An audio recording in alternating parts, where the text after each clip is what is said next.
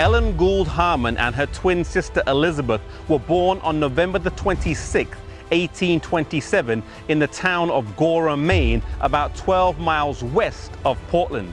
The state of Maine has named her birthplace a historic site, even though there is some question today over the exact place of the house. Her father, Robert, was a hat maker, and this was the family business. Acting upon the information that hats sold for a much higher price in the South than the North, he headed down south to the state of Georgia. Whilst he was gone, though, something tragic would happen. Ellen and Elizabeth attended the Brackett Street School. The building stands behind me today, although it's no longer used as a school. And one day, whilst walking home, they were shouted at angrily by a bigger girl. Sensing trouble and wanting to avoid it, they started to run. And whilst running, Ellen turned to look, and in that split moment, a rock smashed her in the face. Despite bleeding heavily and fainting several times, she made it home, and a doctor was called for immediately.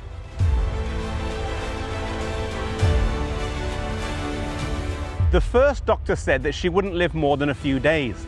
Another one suggested that they put some silver wire in her nose to maintain its shape, but in the end, nothing was done. She lay unconscious for 3 weeks, and when she finally regained her consciousness, she had no recollection.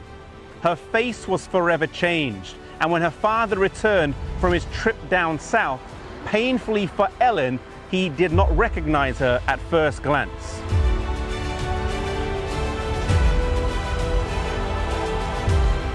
Ellen had to put it with ridicule and name-calling from the children in her neighborhood, and struggled to read when she went back to school, and eventually she had to leave school. The course of her life would take another massive turn when a popular preacher, William Miller, came to town.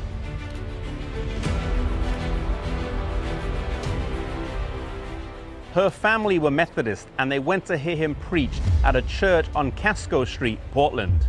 They heard him speak convincingly and passionately about the soon and imminent return of Jesus. It seems almost strange today to think that this was a radical new teaching. They embraced this message, and for this reason, they were disfellowshipped from the Chestnut Methodist Church here.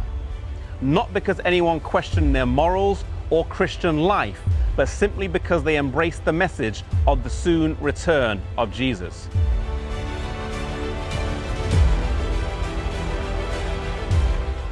Ellen was 17 years old on October the 22nd, 1844, when Jesus did not come, and they experienced the great disappointment.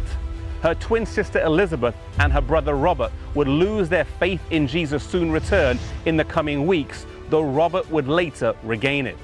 And so God ordained that out of obscurity, from a small town in Maine, in the northeasterly tip of the United States of America, something great would emerge.